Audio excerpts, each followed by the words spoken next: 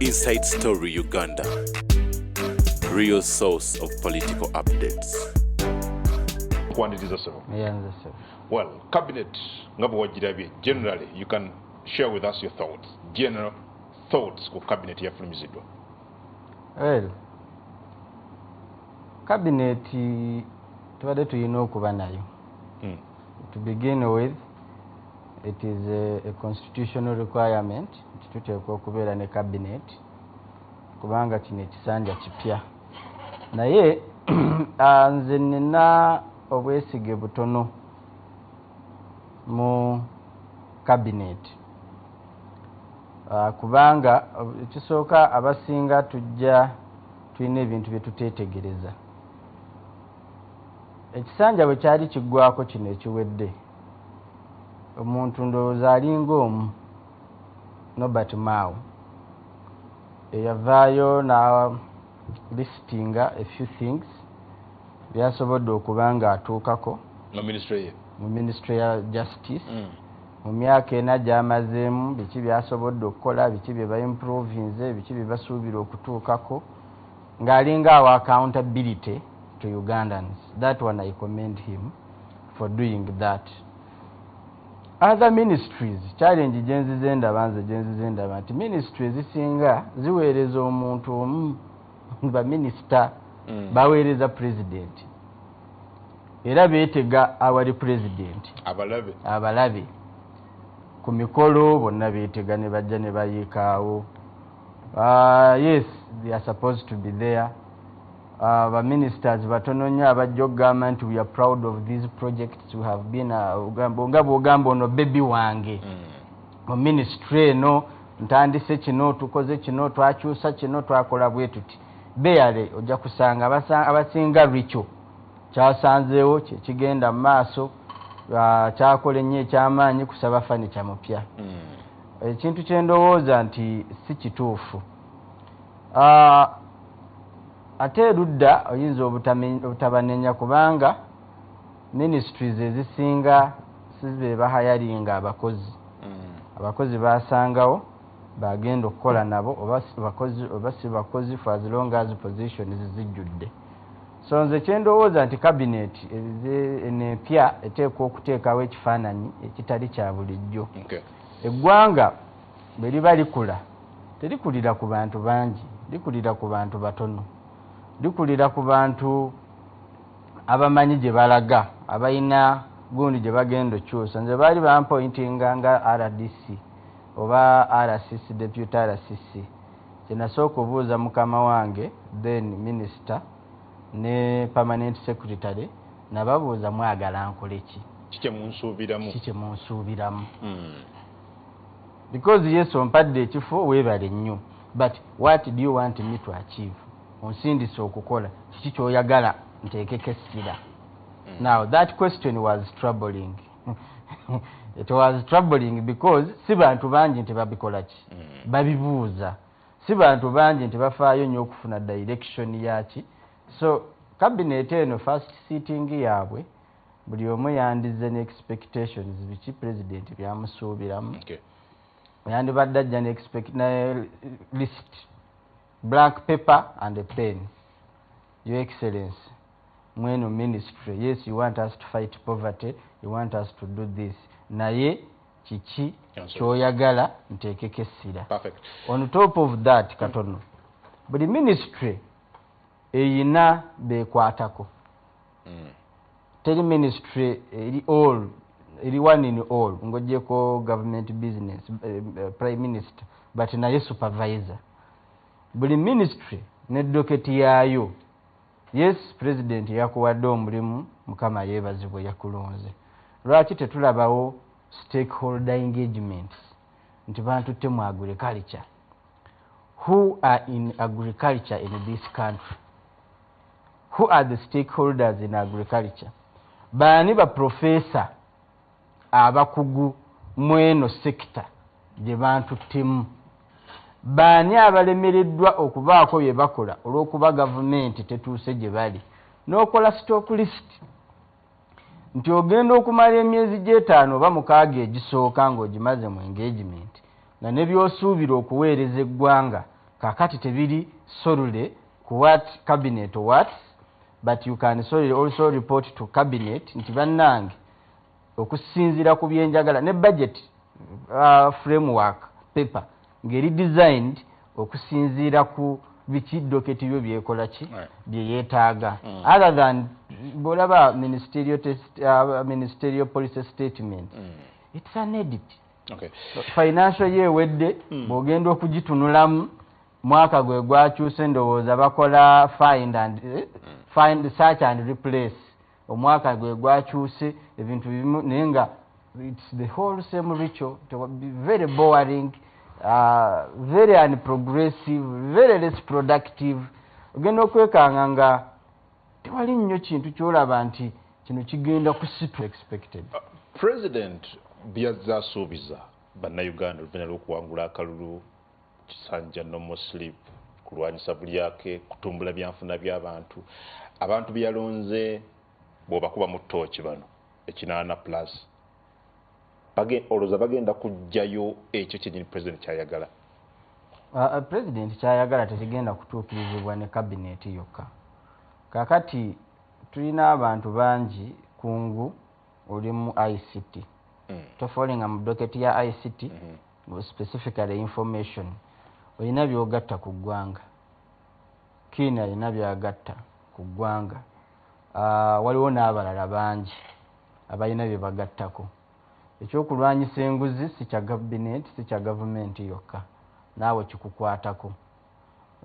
Olabye abantu wano bajja bakola ba whistleblower bazze basharinga information ekwatagana ku bintu ebimu ne bibeera nga ebimu bikolebwako for some reasons ng'ebirala tebikolebwako.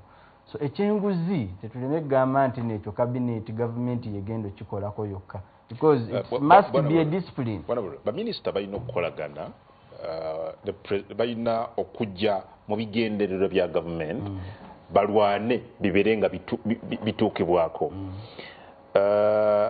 Ebisuubizo byakolebwa nga tuyingira akalulu bannayuganda balyoke balonde mu M7 nga basinda ku manifesto yabaweebwa. My question was bano bagenda kukulemberamu, when you look at them and do an assessment, bagenda kukulemberamu okutuukiriza ebigendererwa ebyo? Yeah, of course manifesto weeri waliwo ne levels endala eza implementation.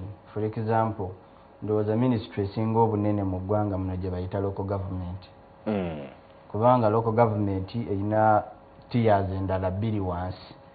Waliwo local government, waliwo lower local government, waliwo ne central government.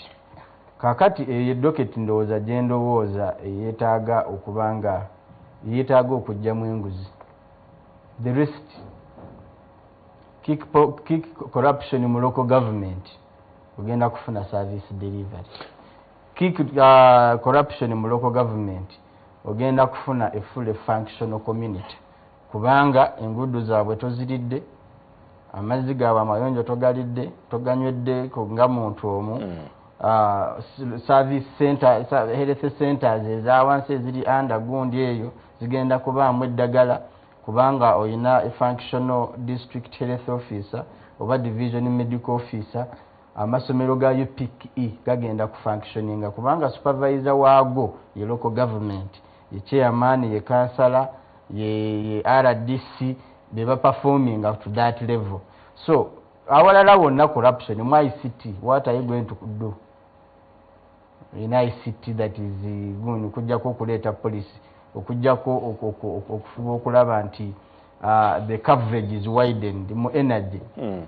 Where are you going to have the corruption? So I think corruption yoka gye twetaaga okulwanyisa eri effective nti singa eba erwanyisibwa effectively si mu government yonna. It is in local government. Abasigadde is just policy supplementing local government, education, health, transport. Ezo gundi ezo ministries ezo ennya singa zo zibeera zirina effective mechanisms ezisobola okulwanyisa obuli bw'enguzi, endala zonna endala zijja zigatirizaako zino ziwoota simanyo bano baani abalala abo bonna enguzi terina we ba-affectingira.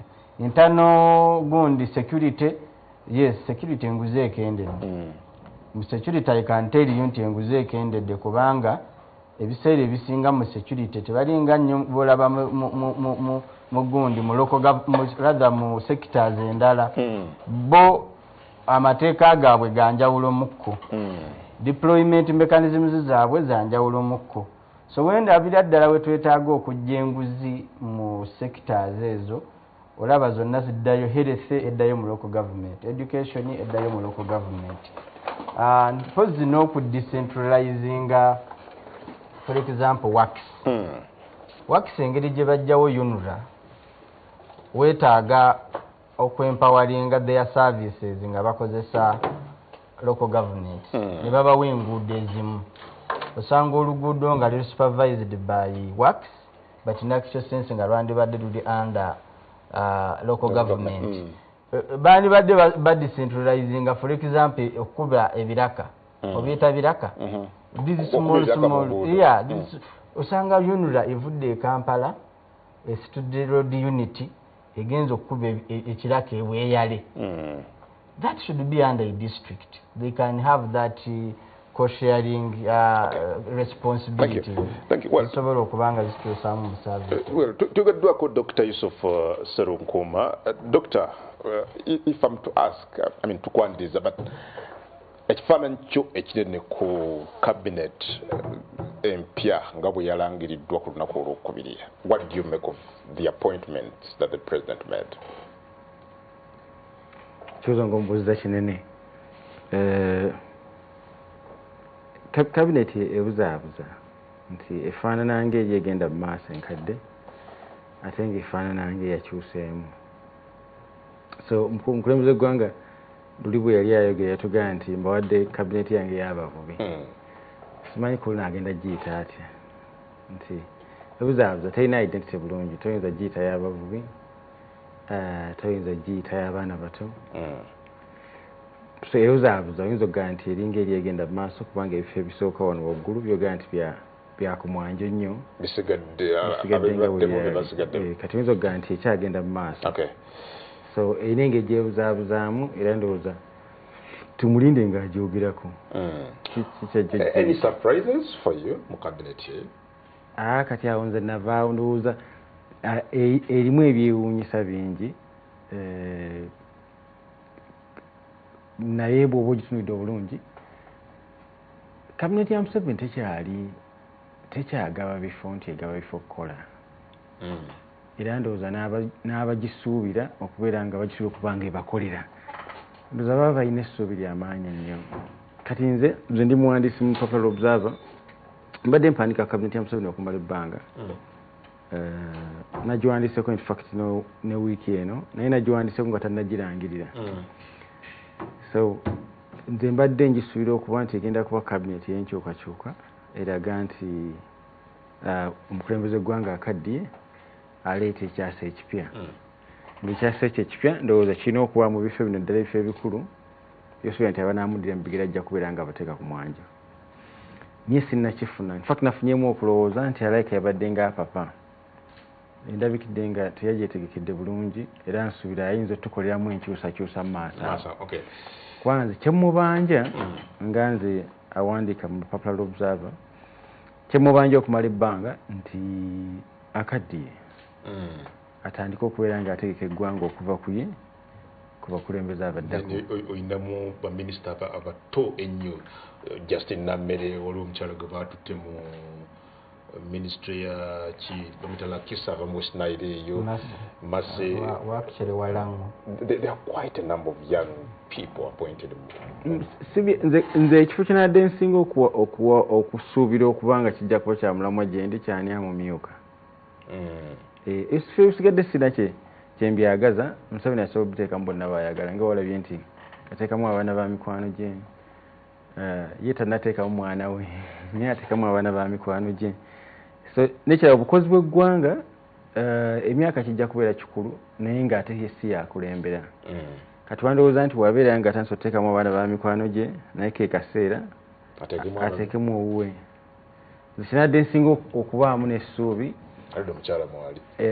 ani amumyuka nti constitutionally myaka gyali mukuba tumusuubira okubeera nga akaddiye nga naye yeewuli amagumba gakoze eki gakaddiye nze mbadde musuubira nti nga bw'atandise okuleeta batabani ba mikwano gye n'abawa ebifo ne mutabani we ajja muleeta mumyuke nti abeere nga yeetegeka.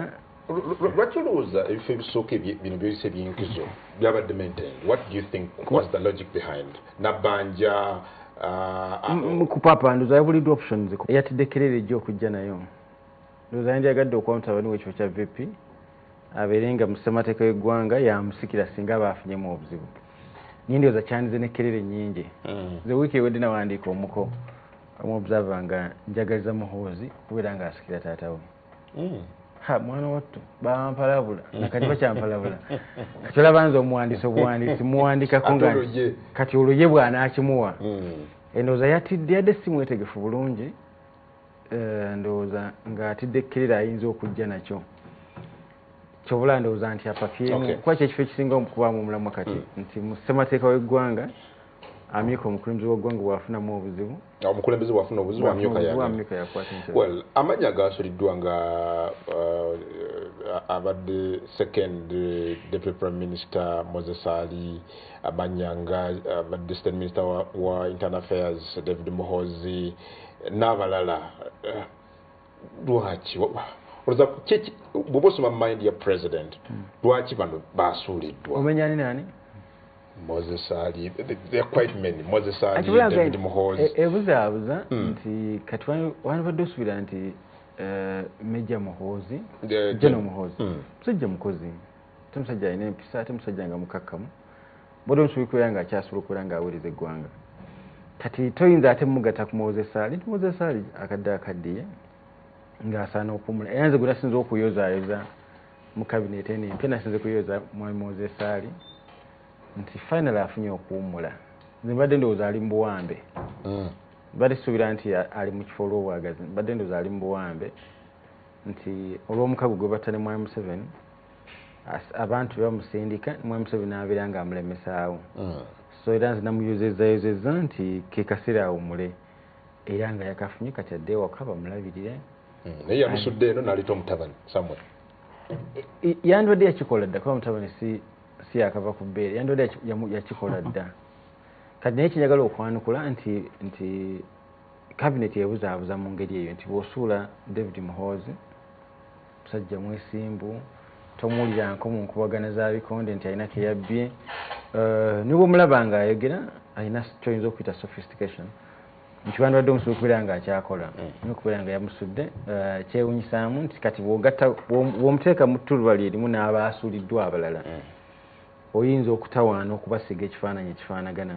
Naye kinjagadde okutegeeza nti bw'ogitunulyanga ogezezaako gyetegeeza nzo tujja gyetegeeza ennyo mu bbanga erijjaawo mu maaso tujja gimenyaamenya nga tebanatandika kukola naffe abatunuli tujja tutandika okugimenyaamenya tabe bwefaanana.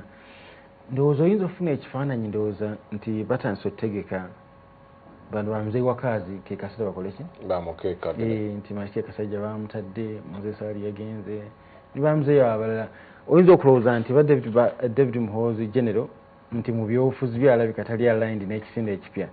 Nali wano naawe ne nkutegeeza nti nze bwe nali ntunulira obwa sipiika nali mbulabira mu ttuluba lya transition nti bwaba Museveni yeewulira nga gino emyaka 5 ajja gikwata agigguse yandyagadde okusigaza omukyala Anita Amongo ng'akyamuweereza kubanga yamukoledde. Naye abavubuka abato bwe banaabeera nga beewulira nti taata afuuse jjajja, manyi bw'oba okula naye bw'okula otuuka n'ogamba naye kitange byasalawo birabika bifuuse byakiboggwe. Andrew Mwenda tugamba nti Museveni afuuse Ssenayiro teyadde tamuwaayiriza era kyannumye nnyo nti yamwetondedde yali tamuwaayiriza kubanga Mwenda munnamawulire nakolanga ne Mwenda munnamawulire alisala mu byakola so okuga nti Museveni akaddiye ebintu ebitakyabitegera mutuufu. Era nze ndowooza ke kaseera General Muhoozi Kainerugaba bw'aba asobola awambe taata we. Kimenya amateeka. Omulembe gwe tuwangaalirako si y'anaaba asoose. Bw'aba asobola awambe taata we ajja kwagiwenga nti yakikoze to preserve the constitution. So kimenya amateeka. Osobola okyagiwenga ligale nti nawambye taata okupreservinga ssemateeka era kiba kikola. Naye bw'owamba taata bw'otyo tomukuba luzira oyinza omuwa house arrest nobeera ng'omulabirira bulungi. okola kya Zimbabwe. Zimbabwe kyanjawulo nti Mnangagwa baawamba munnaabwe. Kiwenga Jeno Kiwenga. Nza ke kaseera so nga tuze ku cabinet mbadde ndowooza nti batandise okutema empenda. Ezinayaniza omutabani. Kati ate nze gye mbeera gye mpangalya mu kulaba ebintu ndowooza omutabani ajja kubeera mulungi eri eggwanga. Well, Bwana Bulula, I don't know whether you partly disagree or agree with Dr. Serunkuma ku view ye nti cabinet ebuzaabuza nga bwe yalondeddwa. Yeah, but ekikulu kya byonna ndowooza twetaaga okubawa obudde. Waliwo abatakyetaaga kuwa budde ng'enkola yaabwe ey'emirimu tugimanyi. Simanyi lwaki dokita yasarendarinze nti Uganda is going to be ruled entirely by Museveni. The constitution is clear. Bwe tuva mu kalulu president bannayuganda gwe baba bawadde bawa myaka emeka? 5. Sorry, ya myaka 5. Museveni yakulembera lunaku oluzibye lwero.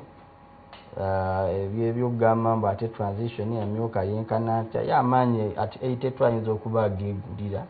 Kyajja kusigala nga akyaguluba nga akyagenda e Karamoja aveeyo agenda e Kisoro akubirize cabinet abeere mu meeting eno asisinkane kino. We are gifted differently era ndowooza ekyo terina kuba wale. Ndowooza bwe tunaakoma okubeera tuyinza okuba tutunulira birala. Naye Serugoma agamba naye musajja lwaki takakaddiye nga yagamba ze bampadde emyaka emeka? Emyaka 5. 5 bwe n'abangi mazeeko bwe n'abangi mazeeko tujja kulaba ekikola ki? Bw'otunulira amannya gano agalondeddwa Bwana Bulula, bw'osoma mind ya president olowooza ki kyayagala okwakivinga mu basajja be bano ne bakyala be bano be yalonze? Alina policies already eziri existing. Bwe yabadde mu kulonda wano obwa speaker nga bamaze okulonda obwa speaker yabawaddeko ku hint kiki kyayagala kikolebwe. Okusookera ddala is to go out and find people. Okugoba obwavu ekyo ekyenguzi kyo kiri sisuubira nti tuyinza n'okimalirako obudde kubanga tukirabye bulunye nti enguzi bwe tuba twagala ogirwanyisa it is very much possible okugirwanyisa. Kyendowooza nti kati ekiri upon baminisita bano bye balonze tebakyasobola kwekweka mabega wa curtain behind the president nti no yatakoze. Gye tuzze tugenda mu maaso abantu bagenze bafuna exposure bamanyaani ow'okubanja bamanyaani gwe balina okusaba ki. So kitegeeza baminisita tebakyasobola kwekweka mabega wa president bateekwa okuvaayo mu lwatu bakole bye basuubirwamu. And ekyokukikola bateekwa kuba assertive mu ngeri gye balina okukola ki. Waliwo abaminisita kale abalondeddwa nga bw'ogambye nti balondebwa because of where they come from. Baana ba mikwano gyabwe tugeze Moses Ali kiwogerwa nti alina endagaano ye oba ayina enzikiriziganya ye ne president okumuwummuza ne baleeta omwana maybe kiyinza okuba kiri ku Ali oba kiyinza okuba kiri ku Ajumani. Nga Ajumani nga yo it has its own arrangement because if it was about Ali si ye muntu gw'owulira nti yakuba abantu mu kalulu n'abamenyaamenya okuwangula akalulu.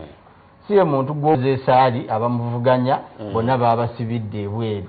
Si ye muntu gw'owulira nti mu constituency ali brutal yet is a general. Bafuna bulungi nti at his age at his sickness bwe yeewaddeyo mu bantu and is among the MPs abawangula n'overwhelming majority ne margin ennene. So oddayo n'obuuza is it about Ali or is it about the constituency? Communication ziva mu gundi ez'enjawulo zisobola okuwa feelers. So ebintu ebimu president azabikola for example appointments ezimu regional balancing religious issues gundi set up ya community nga bweri ebitundu ebimu nti ojja kujjayo omuntu necessarily si lwakuba mukozi but because the nature of the area you need to put that into context. Thank you. Doctor, abakulu abalondeddwa be bagenda okutuusa Uganda mu nsi esuubize bw'otunulira amannya gano competence yaabwe omukulu gwabwe gye bazze bakola be bano tuyayaanira ng'eggwanga nti yeno cabinet egenda okutwala Uganda mu nsi ffenna gye tuyayaana okugenda. Mubadde mwina yensense okuza gye muyayaanira akumbadde sikawuliranga. Everybody aspires for better Uganda. Okulaakulanya eggwanga kyobadde otegeeza nedda ssaawa nga bw'okimanyi nti ebisalwawo mu ggwanga lino tebisalwawo mu paalamenti oba baminisita abaalondeddwa nti buli minisita gy'omanyi mu ggwanga lino erinayo duplicate ate ng'egisinga amaanyi mu state house. Ego si mawulire gy'oli nti duplicate y'amaanyi okusinga ekifaananyi ekyakuweereddwa. Gino gundi bino birabo nti ani aliwo kati region cabinet birabo bw'olaba lidisitole ya Mwento olwaleero ekulaga eggwanga lino bwe litegeererwa. Lidisitole ya Mwento olwaleero era ekulaga nti ebifo byalidde bitya nti ekimu ku byalaba nga kikola amakulu ekisooka muyolerero bangi ekisukkiridde muyolerero kati muyolerero ogwo kyegusinga okukola amakulu era wala nti beedita Mwento ebatulaga nti tulabe olunaku lwajjo Mwento yagambye in things abaagudde mu bintu olwaleero egambye nti region zaalidde zitya kwegamba kulya. Naye bwodde ekyenyume kyakyo nti abatambuza eggwanga si be bano batambuza eggwanga ate kati mwana wattu baalinga batambuza eggwanga emabega baalinga teboogerwa naye kati kiri kiriya nti buli minisitule erina duplicate yayo mu state house nti ate ngaeyeekola okusinga eno. So bano tubakulise tubayuzeyuze ogwa mu bintu bagenda bbirya abamu balabika bulungi abamu tebalabika bulungi era bw'oba weetegereza amawulire agasinga gawugira ku nsonga tulowooza nti genda bedita abali serious lensi eri emu kulya baagudde mu bintu bagenda kubeera nga basa era bwolaba nti okubeera nga bakubwa minisita n'okaaba nga kikususseeko kitegeeza ogudde mu bintu tekitegeeza kukola. Nabalabi bangi baakaabye n'obeera ng'ogenda kukola akabaga kitegeeza kiringa pala olaba nga balayira baalinga abali ku olaba awaadi za firimu bafirimu stars nga bagenda bawa ebirabo nti ani yasinza okuzanya Yesu bwe baali balayire bwe bafaanana era abantu baakubanga ebifaananyi nga boolesa misono yanyumya atya yayogedde atya byali bwe bityo nga ziringa movie awards.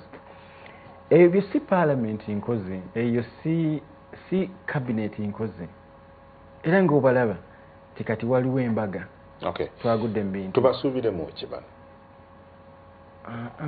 ebibuuzo by'obuuza tebiggusa bano tugusizza nti bano bagenda kusanyuka era nga bw'olaba nti abasinga oboogerako bagenda kulya kati ali mukungu nze naawe tulina okubeera nga twebuuza kuba gwe tolina kifo nze nange sirina kifo ffe tuli ba mugaso nnyo nze naawe eri eggwanga lino okusinga abo kubanga gukera n'ojjawo n'oguno okolanga mulimu n'oteeseza eggwanga nange nze kuteeseza ggwanga mpandika mu observer nga nteeseza ggwanga gw'olina okwebuuza nti eggwanga lino liragawa era ani alikwatidde kati gwe nga munnamawulire olina okubeera nga bano obadde emabega nga fokasyo eyabawadde ebifo alowooza ki ombuuza bano anti ombuuza ntubasubira sina kye mbasubiramu niyo omukulembeze gwanga okubeera nga ategeka okutuuka cabinet efaanana bwetyo nge nti omwaka ekisaala kiri yabayita bavubi abavubi batolina kyo basubiramu kinene kinyini bigayagaa nti mbadde cabinet yange y'abavubi ne munneewuunya oba kyo basubiramu kinene kati alowooza ki eggwanga litambula litya nze nkugambye nti nze ndowooza yabadde apapa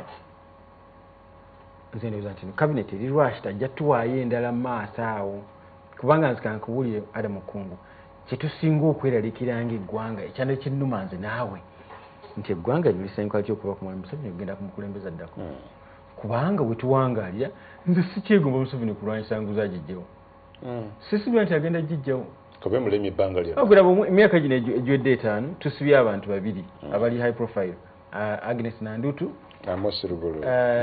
Lugalo yasibwa n'omulala gwe twesibye Kenya tukyamusizza Anita Among naye bagamba anti uliza tufiirwa obutabalika wakati w'omwenda ne 10 buli mwaka otegedde obutabalika nti obulaba bukuziba amaaso obuse wakati w'omwenda ne mmeka ne 10 ogamba nti Anita Among ne Nandutu be twesibyeko babbi nnyo kale bawe kakatabuli kakamu buli omwenda ani abubba mikwano gya Museveni kati ebyo simusuubira mukuti kubeera nti agenda tereeza ekyo zirina kyembanja Museveni ate nga kinene nga ndowooza kinene nnyo era singa akirowoozaako nnyo kigguse eggwanga lino tuba tutya kumanya Museveni tudde kwaddako tiwala nagambye nti kabineti ino kinadde nje banja naza mwami Museveni engeri gyatandise okulooza ku batabani ba mikwano gye naye wagenda okugonnomola ogufuugula ekanga gunene ku mutabani we. Thank you. Well, kuno kulya okusinga bwa CDF bwa CDF nagwo gufu gunene kuno kulya kusa kudoka kati kuno there is nothing much banega kibalina okusuubira sobola kuwakana nnyo ekisinga okunenyamiza ezi abantu bafuna responsibility bwezityo ekisooka nalaba Bore Chris Bore omwogezi wa parliament abadde akyali omwogezi wa parliament I think yali 2021 nga bawangudde obululu bw'oba speaker. We have fallen in the things. We are in the things. Now people end up nga ebintu babiguddemu babyasizza oba bimu nga babyonoonye because baguddemu bigwe and ne batatwala budde kwetegekera kuweereza na kumanya responsibilities ki ze balina okukola. So sijja kuwabukana nnyo nabagamba nti no appointments abantu bakyazirabanga awards tebazirabanga service nebibabanjibwa tebafaayo nnyo osanga minisita nga ekinene nnyo is to preside over meetings. We need to discuss policy. Twetaaga okwogera ku nkola y'emirimu. How about the promises they are making? Bano benyini abalondebwa bano ba minister oboli abawaga baga ketwaze badinda mukwano gwange Justin na merenga kati ketwaze mujja kunda. By the way, na mere will deliver. Do you know why? And yet you're saying to wali china. No, they are not all like bonate bajja kufuwa bibagala. Na mere lwaki agenda kuwa kyoyagala. Na mere has been around mu leadership. That is one. Na mere is exposed. Toina kyojja kumutiisa mugamba nti kino na kiri. No, she's exposed to the workings of government. Babeeramu ne locks mu mutwe ngagamba ate okwata ku kintu ekinjokya kati namere si ye muntu gw'onoogamba nti kinanjokya beba kinanjokya nkimize. There are so many different people. Nze sijja kubeera ne bemanga ndi RDC tekijja kuŋŋaana kugamba minister nti kino si kituufu because I know that this is what is right. Nti minister talina kuba ataito tentiisa nti minister alina kuba mutuufu no kyokola kyekirina okuba ekituufu. Kati abantu abalina mentality engeza abannamere gotagenda kutiisatiisa gotagenda gamba kintu kyonna mbu nno yeeguya ino waliwo okugamba akantu kange akalimu kange bwe kanang'endako bwe naakola. So such characters zijja ne zibeera sunk into fear n'asigala nga kigamba tasobola kudeliveringa gwatuleka amugamba naye gwomanyi omanyi gye nava ffe twalinako omwana baali bamuyita Okyani yali yakavetteeso nga tusoma naye kati yajja ku ssaawa yayomba n'omuvubuka baali bamuyita Kabogoza n'amugamba Mukasa omumanyi do you know Mukasa nti namugamba Mukasa ye laddu egenda okukuba essaawa eno singa obanga tonvudde mu maaso. Kakati Okyani bwe yawulira nti yali yawulirako kye bayita Mukasa mu Buganda yatya Kabogoza okumala ebbanga lyonna olw'okuba baamugamba nti waliyo kye bayita laddu gye bayita Mukasa egenda okukuba nga Kabogoza yagikukubya. Kati waliwo abantu nga bo omulimu gwabwe guli oziyita order from above. Oyo muntu wa munene tomukwatako tomwogerako oyo gundi ye yamuleeta oyo simanyi biki byebisinza okwonoona institutions. So characters like Nameres, they will come, they will do bakole vulugu bwabwe gwe bakola, but they will give you the results you want. Thank you. Now where we get challenges from tuwensuubira nti nno power centers nazo zigenze zikendeera twalina power centers nyingi ezicontrollinga ministries. Ekyo nakyo kireese obuzibu mu gundi. Kati olaba for example Hajati Buzeki KCCA is starting to deliver kubanga bakola mulimu gwabwe. Interference ebadde egendereeta ebizibu emirimu egimu okukola ki okuzingama. Tubadde ne ministries nga abantu tebakola. You get it? Kubanga parliament ibawadde liwe tewetaaga kukola nnyo. Wetaaga kuleeta budget ne tugidiscussinga fyomukosase simanyi mu bukiiko bwa parliament tetujja kukweshoninga kasita okola ffe ebyaffe bye tukugambye okukola ki tetwagala okukola. So power centers gye zisikoma okukendeera performance improved. Abantu abali exposed gye bakoma okubeera mu leadership things change because tebalina locked mind nti I can't express myself, I can't say what I am supposed to say because I might step on someone. Katunye kumazi ko Sanyuka TV ko litumula mu dakiika emu babiri tujje ngere no kwata kati ku parliament eye 10 nayenga nona ku lwalero again tusuubira amyuka president wa Democratic Party omukulu Fred Mukasambide president we Honorable Norbert Mao emboze tuchakigoberera ddala era tujja kuba tubikutuusako mawulire gaffe ag'enjawulo olunaku olwaliro. Doctor, tugende ku parliament eye-12 leadership yakyuse well deputy yasigaddewo but both speaker abaka webali parliament eweddeko omugwina kubadde kunene nnyo nnyo ku bintu bingi ebitatambula bulungi omuli obulyake n'ebirala ne president w'eggwanga ng'akyogeddeko enfunda zonna. Do you expect something new from parliament here? Wala akanta kati kinegadde oyisaawo ku cabinet nti cabinet yabuzaabuza tewali saategedde kiri mabega okuwanyisa Acheng n'amujja mu gundi n'amujja mu health n'amuzza eno ate bali omunsi osobola otegera lwaki bali omunsi agenza mu health mukugu doctor of medicine si just musawo naye he has a PhD in medicine ayinza nti understandable kati Acheng okudde eno bw'abanga logic yemu etu tebali omunsi eno simanyi oba logic eyo ereeta Acheng ewa kwegayibwa ebituzaabuza naye kenjagala okugaa nti bwe tutuuka mu maaso entufuna cabinet ng'eri technical tugeze bwogaa nti kakati twagala minister of finance ne baleeta omuntu leeta minister nga bonna bali technical nogaa nti katugeze Professor Fred Mumza nina musaasizi esoma byanfuna nze nkugambye nti ng'onoonyezayo abalungi mu ffe nkaye nti ekinnuma mu ggwanga lyaffe nti tulondayo balungi mu ffe abasingayo obulungi tulonda abo mu makkatikkati awo oba ab'ekiboggwe ne tubawa ebifo naye bw'ofuna abasingayo obulungi mu ffe kubanga tubamanyi nti oba obasuubira okubeera nga bali mu bifo ng'omanya bagenda kukola so bwe tubeera n'ebifo nga abasingayo obulungi mu ffe si babikutte ebinene ebyo oba obuzibwabuzibwa kati onzizaayo ku parliament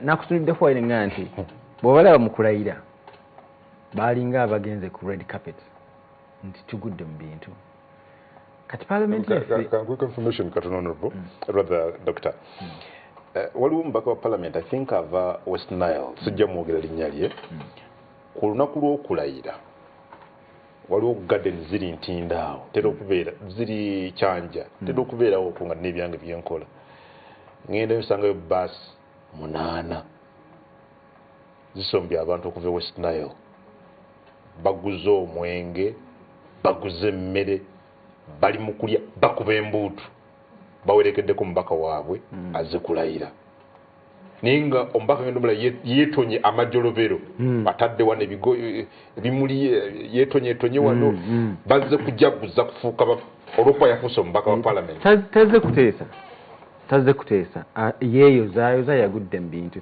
waliwo nno ekyokulabirako ekyangu ennyo nti ababaka abo baakuba ebirayiro nti tufiira ku Anita Among lwe baakeera ku makya bakama bawe ne bagaa nti Anita Among twakoze eki twamubuddeko bonna badduka emisinde gitagambike ne bagenda ewa kwega tebalina toyinza kugaa nti wano we batudde nti bafiira ku nsonga eno teriiwo kati signals nyingi ezikulaga kyosuubira ekyo nga kyekyaggulawo nti bonna baali baakuba ebirayiro nitufiira ku Anita Among kama mbaaya Anita Among olwafuna ebizibu bonna baamuddukako batandika okweraga era nti nayina ali anita Amongo waali bannaye amukwate ku mukono kubanga embeera gyalimu si nnungi tibanne bw'obadde odiringa nabo bakuvuddemu siga nti mulungi nnyo niye ebigenda mu maaso byakuwuddiisa so babeere nga bamusaasira so mbalekulira nti eyo signals eziraga yasooka yeeyo nti mu kulayira baalinga bali mu awaadi mbaga kulya kusanyuka ekyokulabako kyompadde kikulu nnyo bw'ova oga nti tutufiira kwa Amongo bonna badduse naye ojja kuddayo ofuna ekyokulabako mu parliament ewedde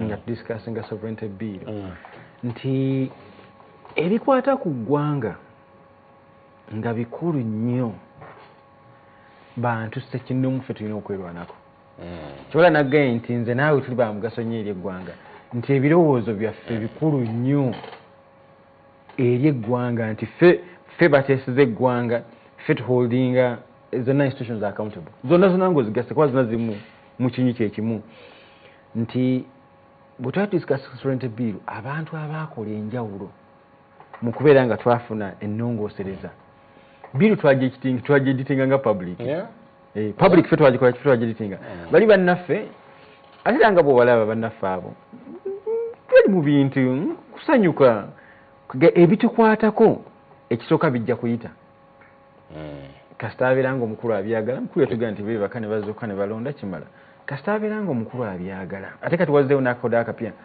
nti kasita omutabani abeera nga naye abyagala kyavudde ku taata yekka kati tulina tukulembera triumvirate wali nawandika emabegaawo nti Museveni namukisa nnyo ekyogero kye baamunaazaamu kyali kisava okubeera nga okulembera eggwanga nga olina omuntu gw'oyagala kukolera emirimu gino egy'okudiringa Mungu n'amukuwa nga mukozi ate nga si mukozi kyokka naye ng'akulinako oluganda Mungu n'akuwa salimusale kwegani mbeera nga mutambuza eggwanga nga si mukozi wo si mumyuka naye ng'eringa co-presidency nti mwetuwangaalidde nti saagala kukakkanya salimusale even a bit he has been a co-president tuwandiika ebyaffa bya Museveni sayi tugenda muwandikako nga so si vice president so naye kati tutuuse mu kisa nti tulina abantu basatu kati nti tetuli ku salimusale na mwana Museveni weetaaga n'omutabani bwe ngambira nti Museveni namukisa nnyo tukulembera triumvirate nti abantu bali basatu bw'obanga okubeera mu bitabo ebirungi bonna balina okubanga mikwano gyo omu ku abo era nga temukwatagana obulamu bwoba tekugenda kutambula byefuza e Kampala tebaga nti munamukisa nnyo ekimu ku byafuulira gundi obuzibu bwe yafuna munnaffe e Sudaani Bashir yali atambuza eggwanga Museveni bwali tambuza Museveni yakoppa Bashir ebiseera ebisinga oyinza okuga Museveni yeesiba nnyo ku Nyerere naye talina kyayiga ku Nyerere talina kyayiga Bashir mikwano gye nti Bashir nga bula Museveni bwe yagaba amagye n'acreating SFC ne UPDF Bashir yayina ye ebibinja bisatu nga byonna birina emmundu ezimala n'abakulu abamala nga yeematiza nti omu ku abo nga yagadde omuwamba alina okuyita mu bali abasatu kati ekyennyuma kyakyo ku abo tekwaliko wa Luganda kati Museveni ali lake nti yabitonda SFC ne UPDF n'amaani abigatta naye ng'abikulembera mutabani era kyolaba nti Bashir yeesiba ku ddagalo nga just amukozesa bukozesa afunayo omupakasi nga mulungi naye nga tamwinaako Luganda kati mwana Museveni namukisa nti zosuka n'ofuna omusajja omukozi omulungi nga salimusale nga si mukozi kyokka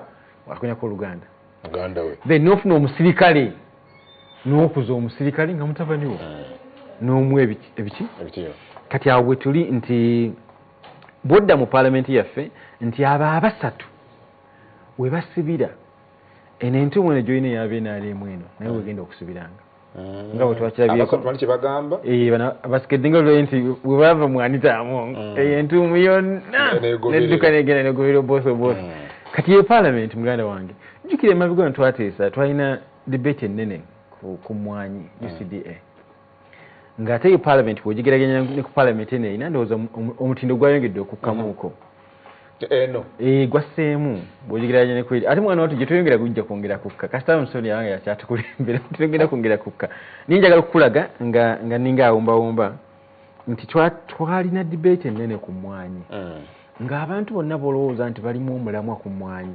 bazitegeera bazisuubula baziruddemu baazisoma bonna ne bagaa nti UCD tevaawo Parliament gyolowooza nti yali y'amaanyi nnyo okusinga ku eno yakiisa era UCD yavaawo kati simanyi kyosuubiramu eno kubanga eno ate bano baleka bayiwawo nnyo omubiri bagenda guyiwawo nnyo.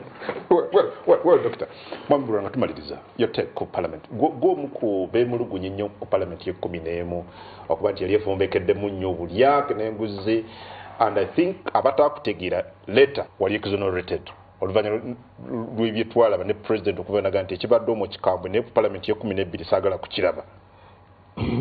Parliament y'ekkumi n'ebbiri erina omulimu gw'amaanyi okwenaazaako ekikwa ekigiriko nti Parliament ye center ya corruption. Kyekisooka ekyokubiri eteeka okwenaazaako ekikwa nti erina kyesobola okugatta ku ggwanga in terms of legislation oversight most especially oversight kubanga ate buli kimu we kibadde kifiiridde. Erina omulimu gw'amaanyi kubanga kati ebibasuubirwamu bingi in terms of legislation most especially ate n'ebirala byetusuubira waliwo anticipations endala ezirimu ezijja ng'okukyusa constitution mulimu endala ezijja waliwo emisolo egyetaaga okubeera reviewed mateeka mangi so muli ndowooza nti test gye balina nnene it is very hard to have a parliament of Anita Among and have a parliament of both. It is ebifaananyi ebibiri ekimu okujjawo ekirala si kyangu okujjawo extravagance ebadde mu parliament okuddukanya ofiisi ya speaker almost ebadde eddukanyizibwa ku billion nga 50 just running the office of the speaker previously. Wow. So both ayagala okugizza ku billion 5. What is likely to happen? From 50 billion to around 5 billion. What is likely to happen? Wayinza okubaawo akasambatuko mu parliament. Waliwo abadde bamanyidde travels eziri fat. Okitegeera. Okuva ku speaker abadde asaasaanya ku travels ze $4,000 buli lunaku okuzizza ku 9 ezikkirizibwa. Olaba nti olutalo lunene olutalo lw'amaanyi ababaka babadde balaba office ya speaker nga office ya president kaakati ezzeeyo okubeera ordinary onoofuna speaker alina ababaka abaliroyo onoofuna speaker olina ababaka bamuwulirizaamu banaamuwuliriza ku basis ki kubanga abaddewo badde bamuwuliriza ku basis ey'essente osobola okubasigaza nga tolina ssente osobola okukulembera parliament nga tolina ssente ebyo byonna bibuuzo by'amaanyi so I think it has a lot of work to do around itself. Bwana Herbert Anderson Bura tukwenza kade kutuwadde olunaku olwaleero Dr. tukwenza nakade kutuwadde program Morning Express agenda